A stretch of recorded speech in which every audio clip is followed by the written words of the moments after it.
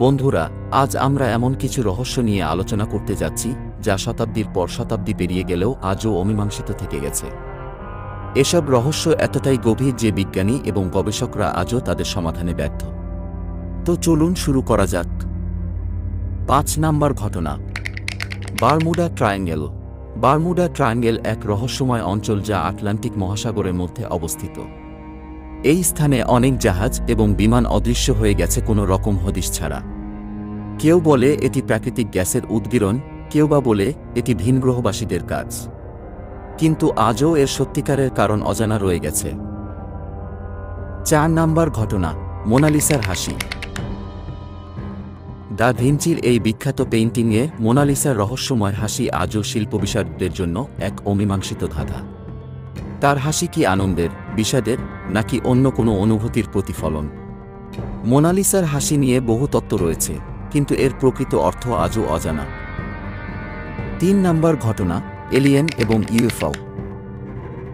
Alien এবং UFO নিয়ে মানুষের আগ্রহ চিরকালীন। অনেকেই দাবি করে যে তারা এলিয়েন দেখেছেন বা ইউএফও দেখেছেন, কিন্তু এর প্রমাণ কি? বিজ্ঞানীরা আজও এ নিয়ে নিশ্চিত কিছু বলতে পারেননি। তাই এই বিষয়টি একটি বড় রহস্য হিসেবেই রয়ে গেছে। ২ নাম্বার ঘটনা, এমেলিয়া ইয়ারহার্টের নিখোঁজ হওয়া।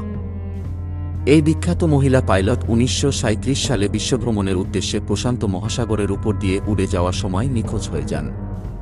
তার বিমানটি কোথায় পড়েছিল বা তিনি কিভাবে নিখোঁজ হয়েছিলেন তা আজও অজানা। ১ নাম্বার ঘটনা, ডিবি কুপার। ১৯৭১ সালে এক ব্যক্তি বিমান হাইজ্যাক করে বিশাল অঙ্কের টাকা নিয়ে এক অন্ধকার রাতে প্যারাশুট দিয়ে লাফিয়ে পড়েন। তাকে আর কখনো খুঁজে পাওয়া যায়নি।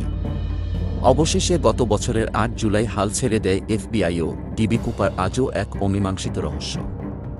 এই রহস্যগুলোর মধ্যে আপনাদের কত নাম্বার ঘটনাটি সবচেয়ে ভালো লেগেছে কমেন্টে জানাতে ভুলবেন না এবং চ্যানেলটি সাবস্ক্রাইব করুন আরও অবাক করা ভিডিওর জন্য। ধন্যবাদ।